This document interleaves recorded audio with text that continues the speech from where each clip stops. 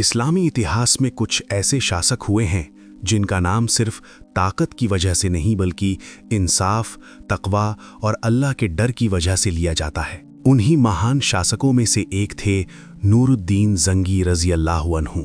उनका पूरा नाम नूरुद्दीन महमूद जंगी था। उनका जन्म 1118 ईस्वी में हुआ था और वो जंगी वंश के महान सुल्तान बने। उन्होंने मुख्य रूप से सीरिया, अलेपो और दमिश्क पर शासन किया। उस समय इस्लामी दुनिया एक बहुत मुश्किल दौर से गुजर रही थी क्योंकि ईसाई सेनाएं क्रूसेड्स के दौरान मुस्लिम इलाकों पर कब्जा कर रही थीं। लेकिन नूरुद्दीन जंगी रज़ी अल्लाहु अन्हु ने मुसलमानों को एकजुट करके उनका सामना किया। बचपन और परवरिश। नूरुद्दीन जंगी के पिता का नाम इमादुद्दीन जंगी था, जो एक बहादुर सेनापति थे। बचपन से ही नूरुद्दीन जंगी को कुरान की तालीम, हदीस, फ़िक़्ह और जिहाद की तैयारी सिखाई गई। इतिहासकार लिखते हैं कि वो बचपन से ही बहुत सादा और धार्मिक स्वभाव के थे। न्यायप्रिय शासक। नूरुद्दीन जंगी रज़ी अल्लाहु अन्हु का सबसे बड़ा गुण था इंसाफ। एक बार उनके सामने एक गरीब आदमी आया और शिकायत की कि सुल्तान के एक अफसर ने उसकी जमीन पर कब्जा कर लिया है। नूरुद्दीन जंगी ने तुरंत उस अफसर को बुलाया। जांच हुई तो सच में अफसर ही दोषी निकला। नूरुद्दीन जंगी ने उस अफसर को सजा दी और गरीब आदमी को उसकी जमीन वापस दिलवाई। इतिहास में लिखा है कि वो कहा करते थे, अगर फरात नदी के किनारे कोई कुत्ता भी भूखा मर जाए तो नूरुद्दीन से उसके बारे में पूछा जाएगा। उनकी सादगी।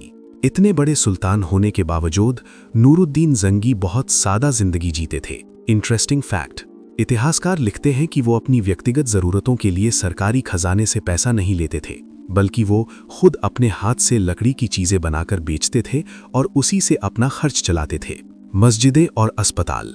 नूरुद्दीन जंगी ने कई मस्जिदें, मदरसे और अस्पताल बनवाए। उनका बनाया हुआ मशहूर अस्पताल आज भी नूरुद्दीन बीमारिस्तान के नाम से जाना जाता है।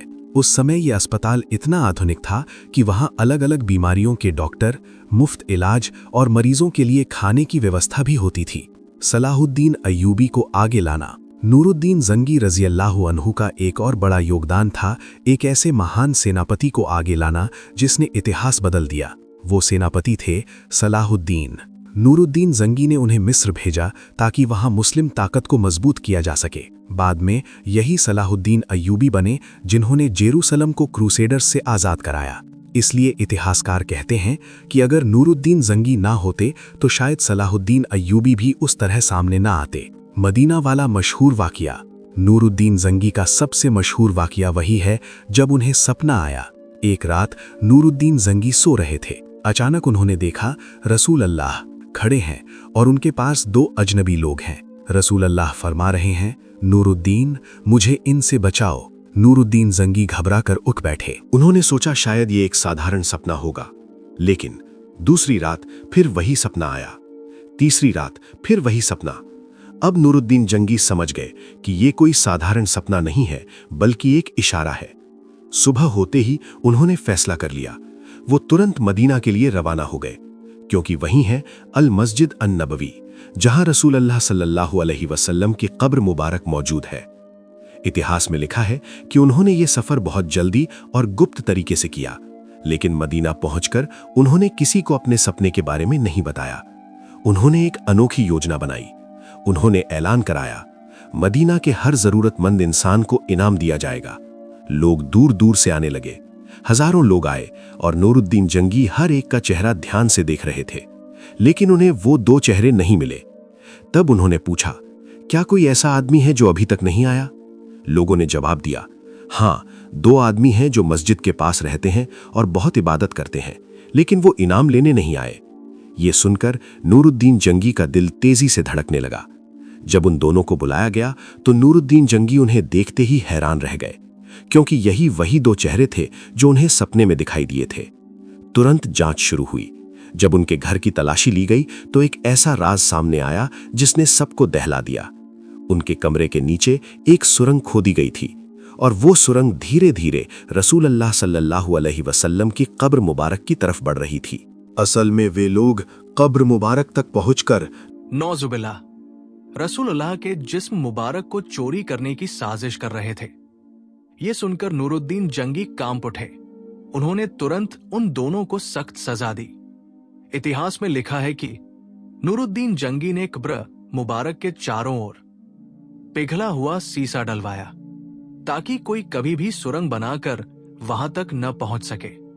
इस तरह अल्लाह ने एक सपना दिखाकर अपने हबीब रसूलुल्लाह सल्लल्लाहु अलैहि वसल्लम की कब्र मुबारक की हिफाजत करवाई और ये जिम्मेदारी दी एक ऐसे बादशाह को जो अल्लाह से सच्चा डर रखने वाला था।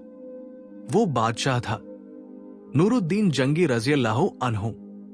इस तरह अल्लाह ने नूरुद्दीन जंगी को एक सपना दिखाकर अपने हबीब की कब्र मुबारक की हिफाजत करवाई। इसीलिए इतिहास उन्हें सिर्फ एक बादशाह नहीं बल्कि इस्लाम का सच्चा मुजाहिद और रक्षक मानता है।